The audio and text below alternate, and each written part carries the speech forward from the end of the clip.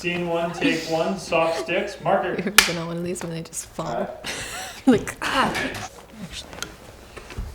I'm gonna start in a few seconds.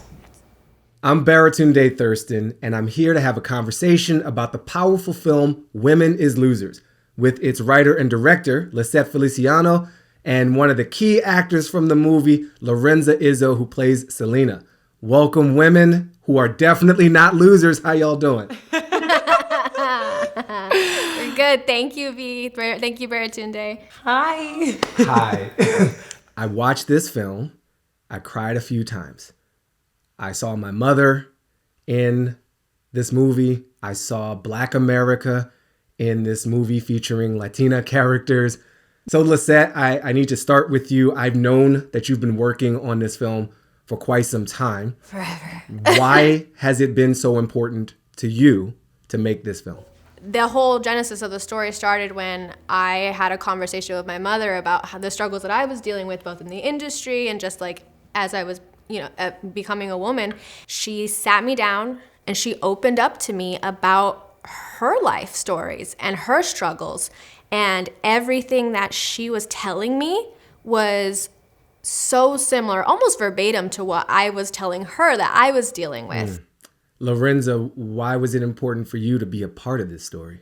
My mother was a single mom in all ways and shapes and forms, and, fought really, really hard for me to have a future and to have options and to have a freedom. So I remember putting down the script and I went, oh my God, I need to do this no matter what, whatever it takes, I need to do this script. And I mean, there's so much about it that just floored me, from the writing, from the breaking of the fourth wall, from just tackling all of these different issues in such a beautiful, romantic, and real, grounded manner. There are a few phrases and moments where you say the quiet part of society's rules out loud. And there's one I want to get your response to. The line is something like, the female body is a weak, dirty, and sinful thing. The female body is a weak, dirty, and sinful thing. Let us pray. There's so many parallels of my personal life and the script. I grew up in a very Catholic country background. I'm from Chile, and religion kind of, that sort of understanding was like bled into me. It became like kind of part of my DNA. I was taught to be quiet and to be good and to not be a dirty girl. It's still a daily struggle, at least for me, of like, oh, wait. That's not me. Mm-hmm. That's something that someone put in me that I didn't have any agency or choice over. Exactly. Yeah. So it's interesting how it's still like the parallels of the story that we're telling in the 60s and to date, 2021, are still so alive. Yeah. Yeah, it's almost like we haven't made as much progress as we proclaim. Let's talk about the title, Women is Losers. What's going on with that? Okay, so when I was researching the film, I wanted to find female musicians of the time period. There's like 7. One of them is obviously Janis Joplin. And she had been presented to me always as this feminist icon. And she has a song called Women is Losers. And I lost my shit. I was like, what? What is she talking about? When you listen to the song, she is talking about the same themes in this movie. The pains of being a second-class citizen, asking, why is this still the way? Why is this still a thing? And so it took that inspiration and used it for the title. I do have another topic that I want to toss to you, which is about men.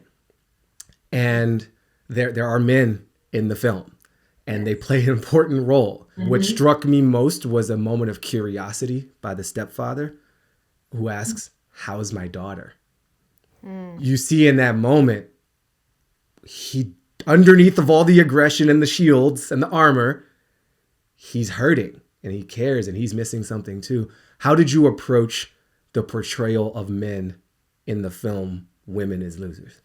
I never wanted to demonize the male characters in our story, because I do think they can be our best allies. Yes. And they are also, the same way we are a product of, our struggles, they're a product of their struggles, No, you nailed it. I think that was also very refreshing when I read the script. There wasn't an agenda to portray men a certain way.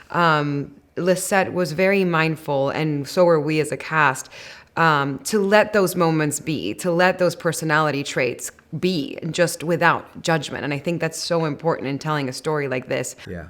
So I'm going to ask one more. What is your hope for the film? And what do you want people who watch it, who experience it, to take away from it? You go first, or me? Inspiration. Inspiration. This is still America. As hard as that is, as hard as that seems sometimes, this is still the land of opportunity. And, there has to be a conversation about how that opportunity is accessed. But if you don't feel hope in your heart that you can even get there, we're lost. So we wanted to make this story be inspirational.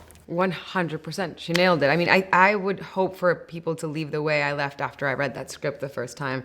There's a beautiful line that Selena says at the beginning, you got to pull yourself up by your bootstraps. And that has stuck with me forever.